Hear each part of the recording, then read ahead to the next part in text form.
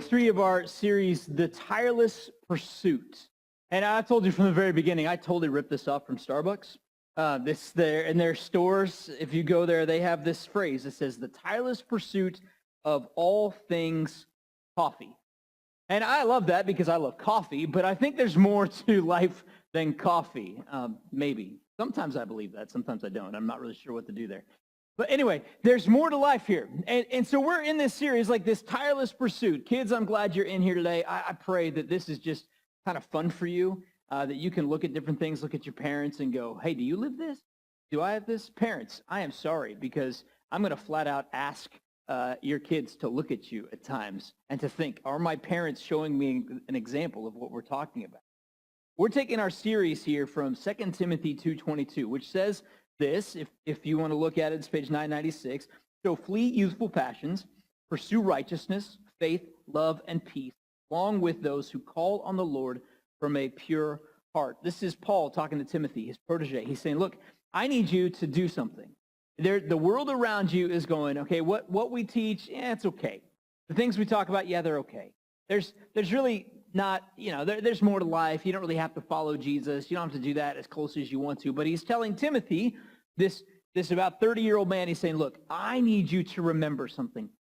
Run away from sin. Run away from youthful passions. Run away from the things that you know are going to drag you down. And instead, run after righteousness, which means having a right relationship with God, faith, love, and peace, as with all of those who are trying to live these lives, as with everyone who's trying to do this. He goes, I need you to do this. And so what we're doing is we're just walking through these things, these very basic elements of our faith. Righteousness, living in a right relationship with people. Kids, if your parents ask you to do something and you do it, you're in a right relationship. If your parents ask you to do something and you don't, what happens? In my house, Dad gets upset, and people don't like being around me. And Robin reminds me, you have to give them a time frame. Whatever. They didn't do it at the time I wanted. Okay? In a marriage, you have to do things that honor your spouse. In a job, if you show up late every single day, an hour late every day, you're not going to have a job very long because you weren't living in a right relationship. Today, we're going to talk about faith. Now, these two elements, righteousness and faith, are extremely basic to our faith, to our following Christ. I mean, they're basic. The problem is that we go back to these very basic things, and if our kind of theme for the year is discipleship and what it is to follow Jesus, then we need to remind ourselves of what it is to follow him, because guess what? A lot of us forget. We need to remind ourselves every day, a right relationship with God. What is he asking of me? Faith. What does faith require of me? What is God actually doing in my life that I need to follow? And maybe sometimes we need to go, why am I so afraid to follow him? Do I trust him? Kids, if your parents tell you that they're going to pick you up from school on that day or they're going to bring you lunch, do you have faith that that's going to happen? Are you excited that's going to happen?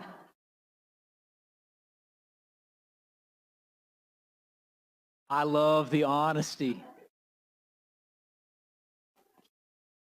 And the red faces. If you lose a tooth, do you think the tooth fairy is going to come?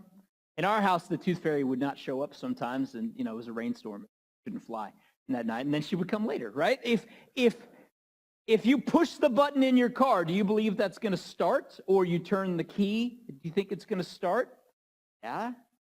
We talk about these things of faith, and they're all over media, television. I mean, the biggest show on CBS right now is God Friended Me, about a guy who gets a friend request from God, and then he has to go do things in faith to help other people. Right? We have this thing, we say, have faith in the system. We have faith that our bracket will be 100%, and we all know that's not happening. There's nobody in the world with a perfect bracket right now. We have faith that people will show up and do what they're supposed to do. We believe it will happen. And as George Michael told us, you got to have faith. We've got to step into these places and we've got to go out and do things. But so many times we just forget.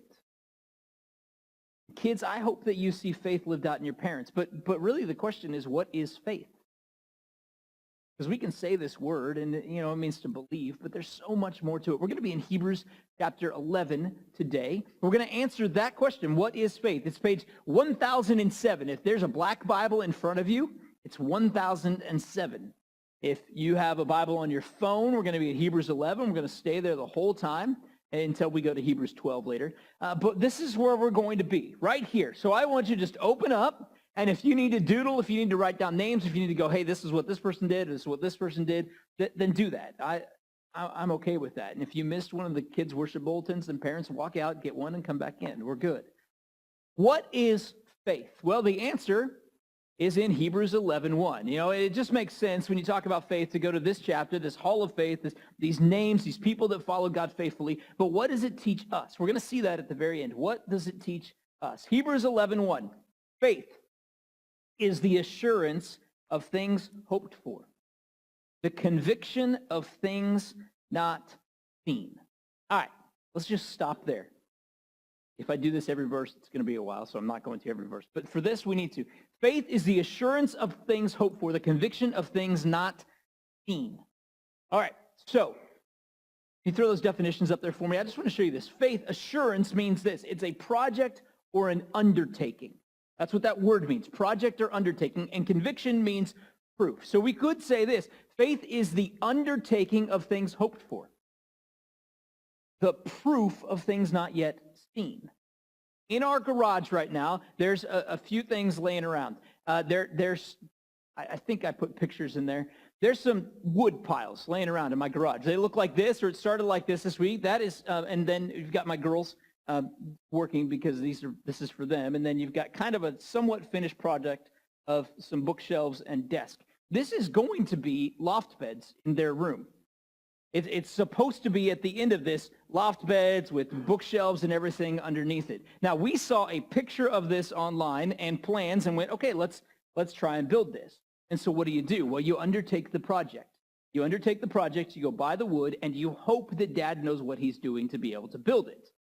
Right? And at the end of it, there's some proof. There's some things starting to go together, some pieces that are coming together to go, okay, there's some proof that this is actually going to work.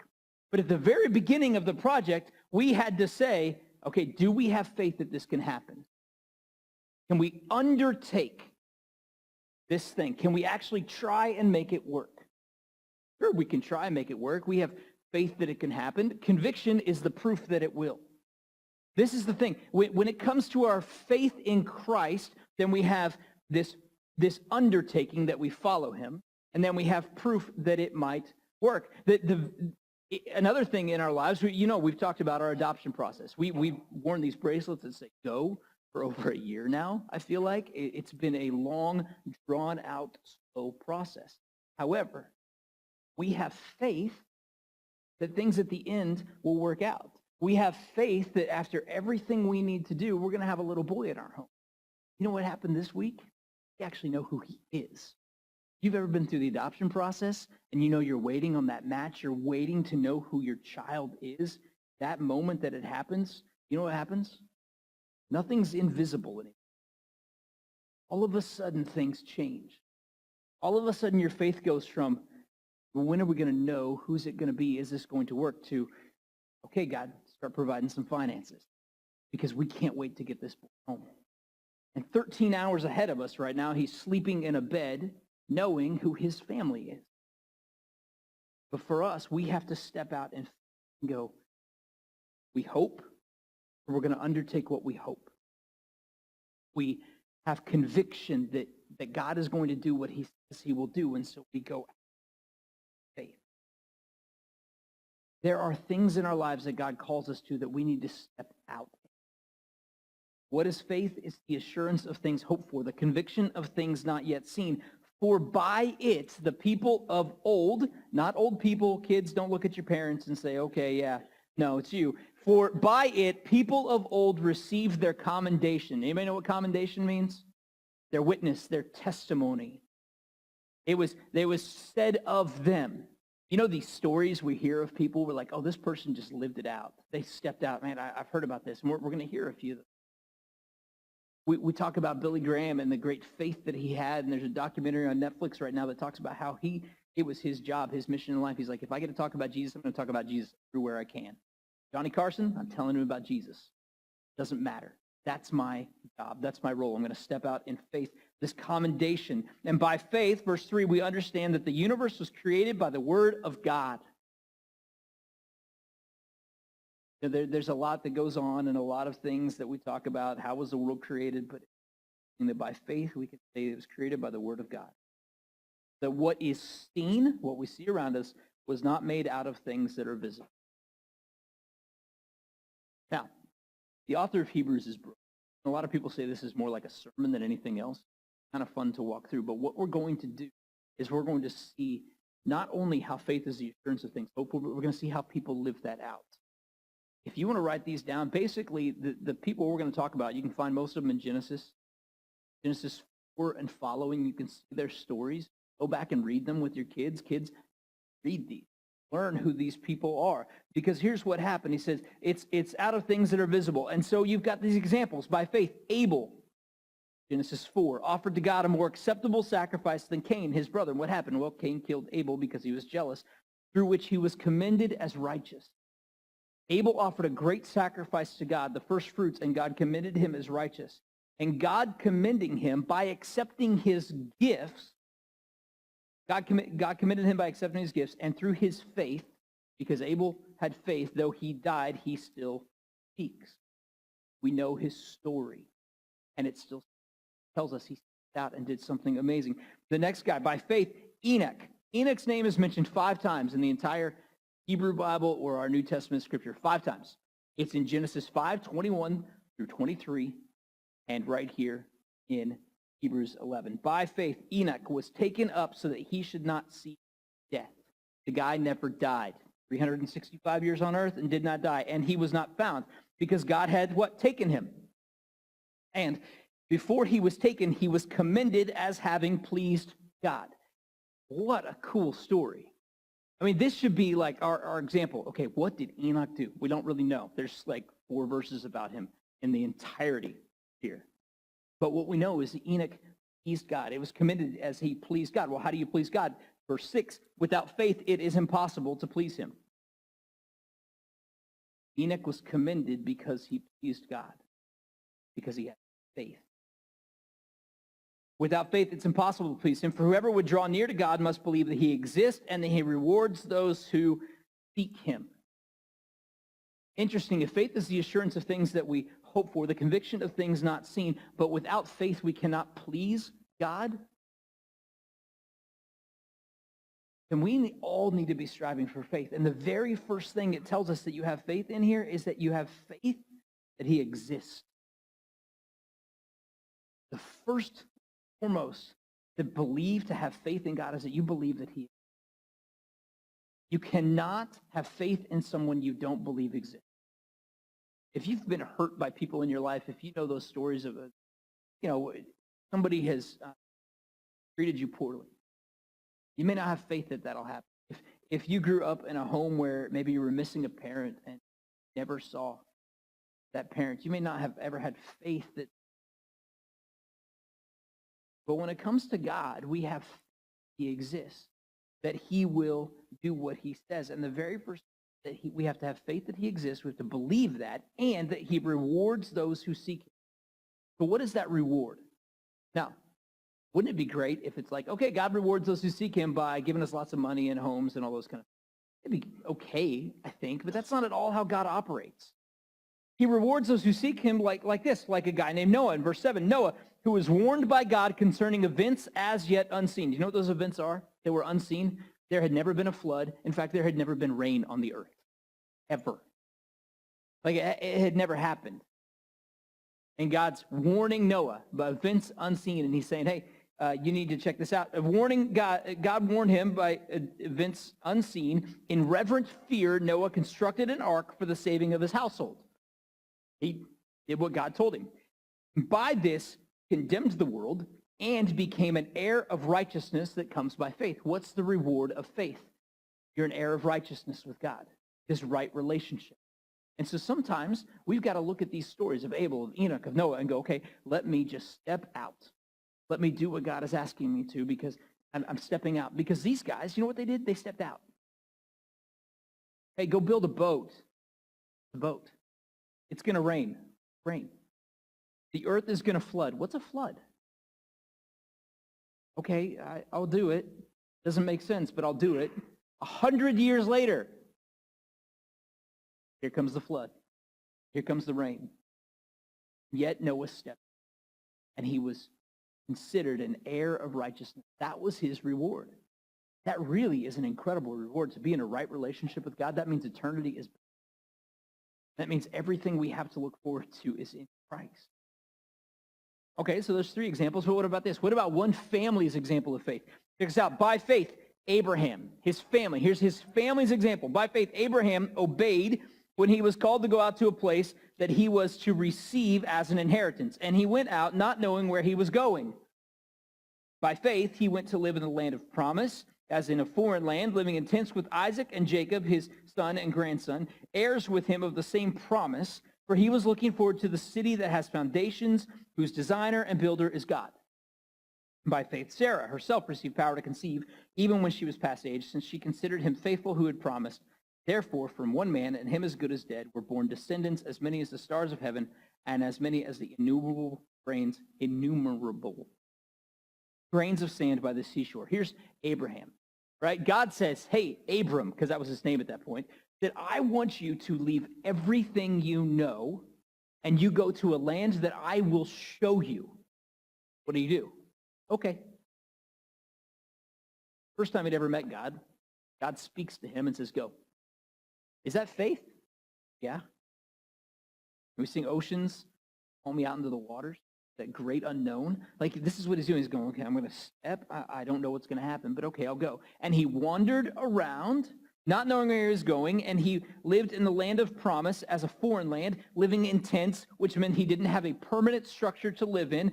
Heirs with him of the same promise. What's the promise? That God gave him the promise of a son and generations. We see that in a moment. But here's what I love. Look at verse 10. What was Abraham looking for? Was he looking for his promised land, his home on earth? No. He was looking forward to the city that has foundations. Looking forward to the city that has foundations, whose designer and builder is God. Abraham was not looking for something temporary. The land was a great promise, but the promise he was looking for was Sarah, his wife. By faith, Sarah received the power to conceive, even when she was past the age, because she was 90 years old having a baby. Let that sink in for a moment, those of you who think you're done and not yet 90. Having a baby, she was past the age, but she considered him faithful who had promised. This is the only time in Hebrews 11 that it says that somebody considered God faithful. Every other time, they just by faith stepped out. But here's Sarah saying, okay. And so, from one man, him as good as dead, which meant he had no lineage, were born many descendants as the stars in the heavens and the sands on the... I mean, it is everywhere, and he's going, let's step out. Let's go. But what's the result? Like, these guys, right, they stepped out in faith. They looked forward to heaven. They looked forward to something beyond just this earth. And what's the result? Well, here, let's look at the result. Verse 13.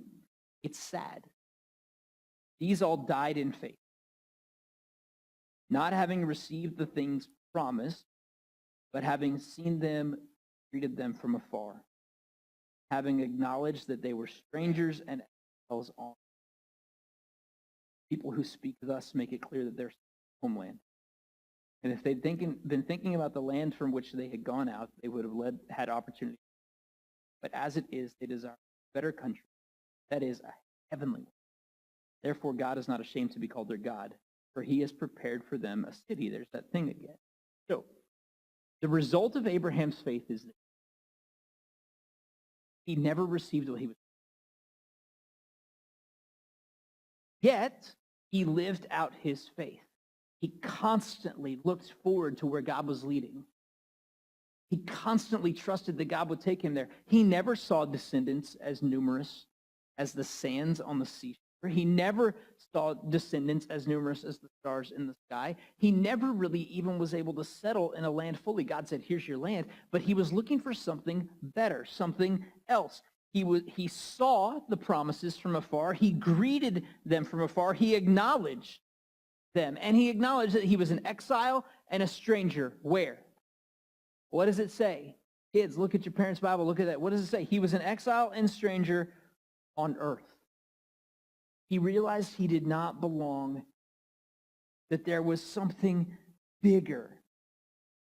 And it says, it makes it clear that these kind of people are seeking a homeland.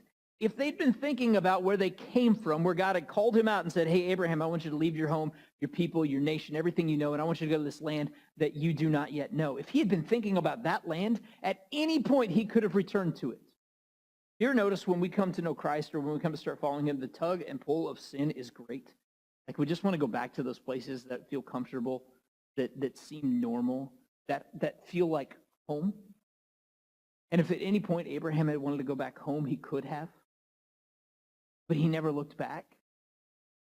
He just continually looked forward. Because they desired a better country, a heavenly country. Was Abraham fixated, according to the author of Hebrews, was he fixated on what he had here on the earth? No, he was always fixated forward. And because of that, God is not ashamed to be called their God.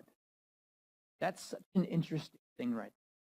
This week as I was reading this, I kept going, is my faith such? Do I trust God enough that he is not ashamed to be my God? Step out and follow him. That's hard. When I realize the times when I know God has called me out in faith and I have backed off because I thought I knew better. I know there are times when we've just stepped out and followed because he told us to, but there are other times when it's like, and my eyes aren't fixed on heaven, and I'm kind of scared about where God is leading. I'm going to back up and maybe not do it. And yet the very mark of a Christian be that we see. Not that we live comfortable. By faith, Abraham, when he was tested, offered up Isaac. And he who had received the promises was in the act of offering up his only whom he loved. Whom it was said, through Isaac shall your offspring be named. But he considered that God was able even to raise him from the dead, from which figuratively he did receive. Can you imagine that tension between your faith in God and son? And here's Abraham going, God, why are you asking me to sacrifice my son? Like you gave him to me. This is the one you said through the promise that I will have many descendants, nations, numerous. I mean, this is what you've promised, and you're asking me to sacrifice him? Can you imagine that tension as a parent? That tension of you follow God or you sacrifice your son. What would you do? I would sure have a hard time doing the same thing.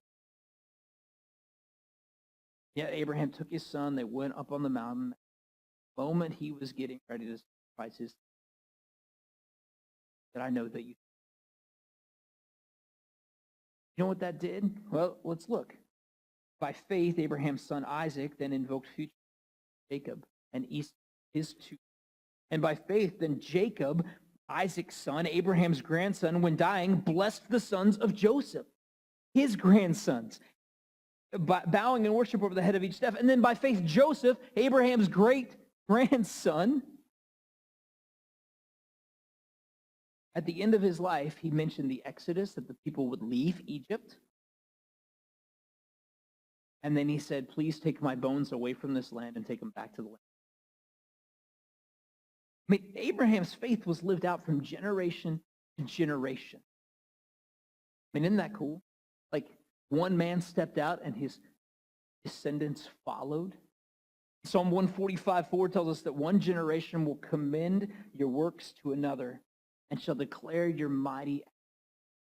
One generation of Abraham's family commended the works. They told them to a next generation. Can the same thing be said about us? Are we passing on faith to our kids? You know, my goal in life is that my kids would step out. Like, I want my kids to go do big things for God that look absolutely crazy because they've seen their parents act crazy and go do big things for God. That's what I want. I want my kids to step out and go, I know God will do what he says he will do. I know I can trust him. I know that I can believe him. That's what I want of my children. And I want to do this. I don't want to go, well, I think God can provide for. Well, let's make it real. In our adoption, we have some things that we kind of have goals here. We know, well, this is amazing because we know we will probably travel by the end of the year. We'll probably be in Taiwan. A place where 8 years ago, like today, we're sleeping in Taiwan. We were playing with Tyson. The boys were playing, and we're going, you know what? We know that that's going to happen again. But here's a faith goal for us because we know the prices, we know the cost of everything else, but we're like, we want to take everybody. I mean, we want our family to experience this whole, you know how much travel that cost there? By faith, we believe God can do this. And you know what? Our kids are going, yeah, it'll happen. They're not even questioning God in this. Like it's just going, okay, by faith, what's God going to do? That's the goal. To step out in things that go, okay, we know God can do that. Okay, so if we know God can do that, what else will God do? What else can he do? Because that's what we need to step out in faith. Which neighbor of mine needs to know Jesus? Who am I going to step out in faith to tell about him? Who am I going to step out in faith to invite to Easter? Who am I going to step out and do these crazy things because I know God is calling me to them and I'm not going to hold him back? Because so often our faith is not lived out from generation to generation and we hold God back. One generation commends your works to another, but sometimes we just go, well, I'm scared to tell it. Kids, what examples of faith are your parents leaving? Parents, what examples of faith are you leaving for you? It may just be the faithfulness of one generation to the next of following where God leads and going, and it may be, I've got to step. Am I leaving the example that I trust God with my finances enough to give, like he asked me to? Not because the church needs it, because God will provide, but because I'm supposed to, because this is a commandment of him. Do I have faith enough to step out and say, okay, God asked me to give, I'm going to give? Do I have faith enough to know, you know what, God asked me to live different from the world, and it may not make sense, but I'm going to. Other examples that the author of Hebrews gives here, he goes, by faith, Moses, when he was born, was hidden for 3 months by his parents because they saw that the child was beautiful. But the king had said he would kill all the babies, all the Hebrew babies, and they were not afraid of the king. So they hid their son because you know what? They didn't care what the king said. This is our child, and by faith we know this is supposed to happen. But by faith, Moses, when he was grown up, because he had been adopted by the Pharaoh's daughter, he was the grandson of the king, the adopted grandson of the ruler of Egypt. By faith, he said, I'm not going to do this. He refused to be called son of Pharaoh's daughter. Would any of you do that? You've got everything, all the wealth, all the riches of Egypt, everything you could want. By faith, he refused to be called the son of Pharaoh's daughter, choosing rather to be mistreated with the people of God than to enjoy the fleeting pleasures of sin. How about that one for you? Would you rather be mistreated because you follow Jesus, or would you rather enjoy sin? Answer it honestly in your head. You don't have to tell people out loud. But I don't think many of us really want the honest answer of I'd rather be mistreated with the people. Yet Moses says, I would rather be mistreated than enjoy sin. He considered the reproach of Christ greater than the wealth than the greater wealth than the treasures of Egypt, for he was looking to the reward. Now this verse kind of throws me off because Moses didn't know anything about Jesus. It's just a long time later. But when you bring it into context, right? He considered the reproach of Christ greater wealth than the treasures of Egypt. Because he was looking to the reward. What's the reward? Heirs of righteousness. And by faith, he left Egypt. Why? Because he wasn't afraid of the anger of the king. For he endured as seeing him who is invisible. He just went, you know what? I can't see God, but I believe he's there. He's invisible. I'm going to follow. And by faith, he kept the Passover. He put the blood of the lamb over the doorpost so that the death angel did not kill. The destroyer of the firstborn did not touch them, did not touch the Israelites. I love that. I mean, think about that. What would it look like if we were like, okay, I'm gonna just try and live out the faith of Moses, who said, you know what, I don't need the greatest riches of the world. I'm just going to choose to be mistreated with the people of God. I'm going to leave sin behind because it doesn't matter. I'm going to leave all the riches. I'm going to leave all the world. I'm going to leave all of that. It doesn't matter. And I'm just going to pursue. I would rather be mistreated and take upon that reproach than actually try and live here and now. We saw that in Abraham. Abraham's like, yeah, I live in tents, whatever. God's got a really big city for that city. Like, that's what I'm going to aim for. I'm going to aim for that. Moses is going, yeah, I have it all, but man, there's something pulling me here. I've just got to follow where God leads. What happened to the people when Moses led them? By faith, verse 29, the people crossed the Red Sea as on dry land. But the Egyptians, when they attempted to do the same, they were drowned. What would it be like? Okay, I've thought about this morning. What would it have been like to be the first Israelite, the first Hebrew to step across dry land? And which one of you at 300,000 would be like, when's these things going to collapse? Is it going to work? I know some of you are warriors. I know some of you. I want to look at one of you right now. I'm going to look here. By faith, they stepped across and went, here it is.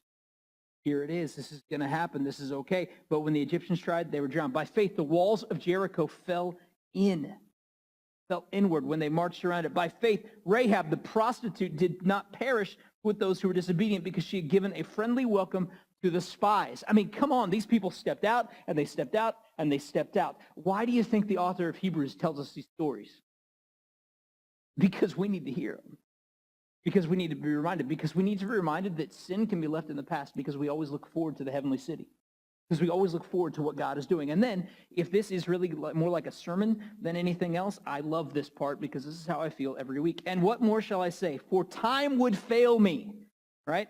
I'm going to run out of time. To tell of Gideon, Barak, Samson, Jephthah, David, and Samuel, and the prophets, who through faith, just listen, be encouraged, who through faith conquered kingdoms, enforced justice, obtained promises, stopped the mouths of lions, quenched the power of fire, escaped the edge of the sword, were made strong out of weakness, became mighty in war, put foreign armies to flight. Women received back their dead by resurrection. Some were tortured, refusing to accept release so that they might rise again to a better life. Others suffered mocking and flogging and even chains and imprisonment. They were stoned, rocks thrown at them, not smoking things. They were sawn in two. They were killed with the sword. They went about in skins of sheep and goats, destitute, afflicted, mistreated, of whom the world was not worthy, wandering about in deserts and mountains and in dens and caves of the earth. I mean, these people said, let's go do whatever God asked. By faith, they stepped out. There's not enough time to talk about all these things, but so many have happened. We can see stories of martyrs all across generations. People are dying daily for their faith now. Now. 300,000 Christians in Nigeria last year. I think I'm probably making up that number, but dying. And yet, as we look back to all of these people, what do we see? What was their reward? What happened? What were the results of their faith? Well, here we go. Verse 39. And all these, though commended through their faith. Their faith was told of. The results of their faith, right? They were commended for their faith, but they did not receive what was promised.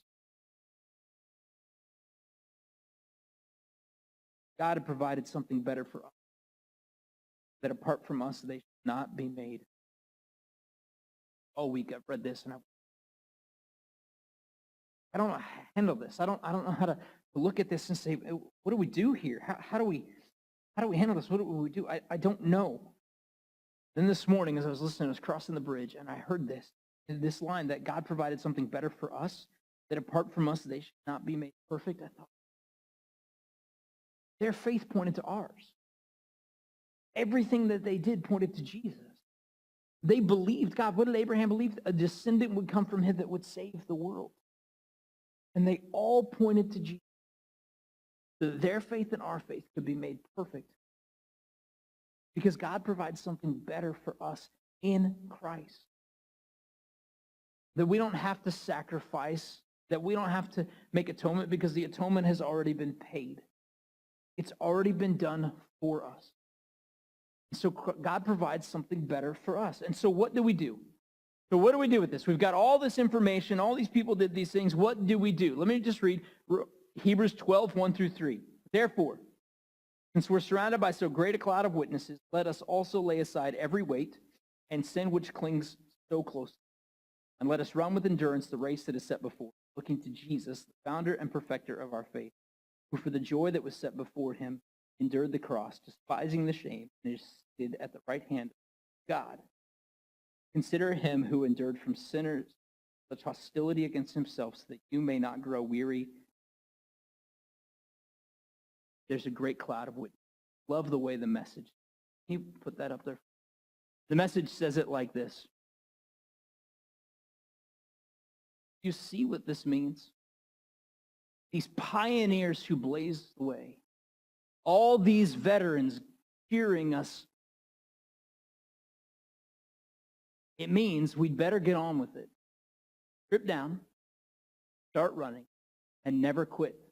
No extra spiritual fat, no parasitic sins. Keep your eyes on Jesus, who both began and finished this race we're in. Study how he did it, because he never lost sight of where he was headed, that exhilarating finish in and with God. He could put up with anything along the way, the cross, shame, whatever. And now he's there in the place of honor, right alongside God. When you find yourselves fighting in faith, flagging your faith, go over that story again. What Jesus did, item by item, that long litany of hostility that he plowed through. And that will shoot adrenaline into your veins. You know what I love here? The author of Hebrews is simply saying, you keep pushing on. You keep moving forward. You look to the stories of those before us, that great cloud of witnesses, all of those veterans cheering us on, and you get on with it. You get on with your life. You start running. You start running after Jesus. You never quit following him. You look to him, the author, the perfecter of your faith. You get rid of spiritual fat. Here's the thing. We all know we do this. We put so many restrictions like the Pharisees did on what it is to follow Jesus instead of just opening the word and going, what is it to follow him? Get rid of the spiritual fat. Get rid of sin in your life. Like, get rid of those two things and do this. Keep your eyes fixed on Jesus. Like a donkey chasing a carrot, you fix your eyes on Jesus and you go. You read what he did. Here's where you can read about it. Here's the crucifixion story. Matthew 26 through 28. Mark 14 through 16. Luke 22 through 24. John 18 through 20. It's the story of the death, burial, and resurrection of Jesus that he did for you, for me, that he atoned for our sins, that he gives us new life. That's the story. That's the beauty of it. We're going to go over that. It's almost Easter. April 21st is Easter. Who are you inviting to hear that story?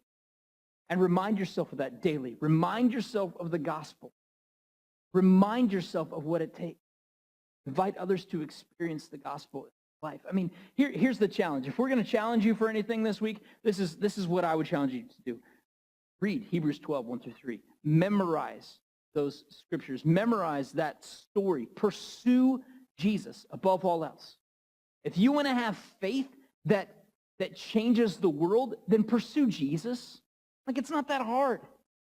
But it is incredibly difficult because everything else will tell us it's not worth it. Your time isn't worth it. You can't really see the results of that. You know what? The results are invisible. It will happen. We don't really know what will happen at the end, but we have to follow. We've got to pursue him. We've got to look to where he is leading. We have to know that he did something more for us than we could ever imagine. Like how Martin Luther King Jr. says, I'm going to leave you on. If you can't fly, then run. If you can't run, then walk. Whatever you do, I'm going to add there in the pursuit of Jesus, you have to keep moving. And we tirelessly pursue Jesus. Pursue faith when we look at Jesus. We run after him. Nothing holds us. Father, I thank you for the incredible examples of men and women in your word that stood out as those who followed you faithfully. I'm thankful, God, that we can look to those examples and up for you. I pray for the parents in this room, God, that we would be examples to our kids. of what it is to love and honor you, that we would be the ones who stand out because of our faith, and that they would see great faith in us, and that the kids in this room would live out faith to the next generation. They would not let this go, and that we would all stand together and fight hard for you. Remind us of what Jesus went through daily. Remind us of who you are, God, but help us to pursue you. We love you, Lord, and it is in your name I pray.